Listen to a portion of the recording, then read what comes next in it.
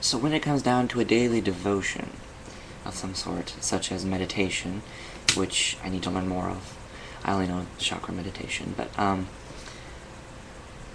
when it comes down to more daily things like that nature, like I read in this book, most people say, I don't have time. And just true, you may not have time. But a religion is nothing more than the devotion of oneself. And when we do our devotion, when we become initiates into the craft, that's what we do. We devote ourselves to the gods and goddesses and of the four elements, and to the earth herself. So, if we can't provide something, we always must provide our time. And the time is so precious to us now, we almost make time a godhead. Excuse me. And, we make him almost time a godhead, Father Time a godhead. And, it's so difficult for us nowadays to break away from that chain of time to be able to do something devotional for our spiritual selves, or for the god and goddess. Now, really, who would rather go to work? Who would rather be doing that essay? Who would much rather be washing their car than be doing a ritual that they find most uplifting for their god and goddess and for themselves? So, we need to learn to devote our time. And though we may be the busiest person in the world, time should be sacrificed, like the ancients would sacrifice many things, though we don't believe in physical sacrifice of life. Sacrifice of the self and of the time, something that we always should offer. And so now I'm trying to get into that, based on that, I'm trying to get into the swing of meditation, or chakra meditations. That's the only one I really know at the time. And before, I never meditated daily, and the reason I didn't is because I didn't see the point behind it. Everybody says, oh, you should meditate, you should meditate, you should meditate. And nobody ever gave me a reason as to why. I did know that by not doing it, you get the spiritual 2x4 whop in the back of the head by the god saying, meditate, meditate, And, that happens. It did happen. I just still didn't understand the purpose as to why I'm doing it. After doing it, obviously still not understanding why I'm doing it. I understand the purpose, but why I'm doing it. Does that make sense? I understand what I'm accomplishing when doing it, but not overall, Like chakra meditations, you're balancing out your chakras so you can be balanced. Okay, where's that in the whole picture? That's what I'm saying.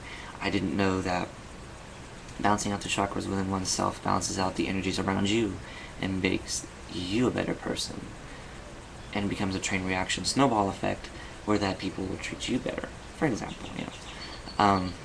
But the most common example I had is I went, like I said, I've been doing the chakra meditations best as I could at the same time, which not always formulative, but try your best. But I had been doing that, and I actually went to see the Clash of the Titans last Sunday? Easter Sunday. Yes, I did, Easter Sunday. And since it's a fairly new movie, we knew it was going to be incredibly busy. So me and my witchy friend went to wait in line fairly early. We were the second people in line, ironically enough. And we knew we were going to be bored, so we brought along a tarot deck, and we were sitting there just doing exercises, reading for each other, and for people that walk by, just exercising that psychic muscle of ours. Now, one thing that my friend has a very good way of doing is running into people that need her assistance or need her reading. And she usually does it at the most unusual of times. One of which being at Spencer's buying some of the most weird crap. But, anyway, needless to say, when somebody wants something, needs a reading, she'll do it. And I personally was going to want to do that, so that's one thing I'm going to adopt, but she has a way of doing that. But we're sitting there, waiting in line, and the people in front of us are wondering what game we're playing. And we're like, oh, it's not a game, it's the tarot. that they're the tarot cards. She goes, oh, that's what I figured it was, but the images look differently, and I just didn't know if that was what it was. And we're like, oh, and I explained to her, I said, well, there are many tarot decks, many beautiful tarot decks, but the one that we have here is the traditional Rider-Waite, which is traditional, but this deck happens to have different color schemes. It's the same as what you normally would see as on TV or something. She's like, oh, okay, and she started to say how she had a reading done at a fair or something she went to, where a woman was just sitting there like a gambling person that would sit there with cards. She said they were nothing, and she told the story, and she's like, it was so impressive to her. And so of course my friend goes, would you like? She goes, oh really? Really? He goes back to looking at the cards, and I sat there and I looked at her and I go, you might as well. You already know you want to read for her. And so she goes, alright. Like I had to pull your leg. But then she started to read for her, and she's like, oh, sure, I'll read. And we read for her, and it got to be this whole conversation of everything. And the woman, apparently, long story short, we were talking about auras, and she said that it just seems to her that people that she see on a different basis seem to have a brighter light about them, a glow, sometimes colorful, sometimes not. And like, oh, well, you have the gift to see auras. You should be able to fine-tune that through meditational purposes, spiritual guidance, things of that nature, practices and exercises.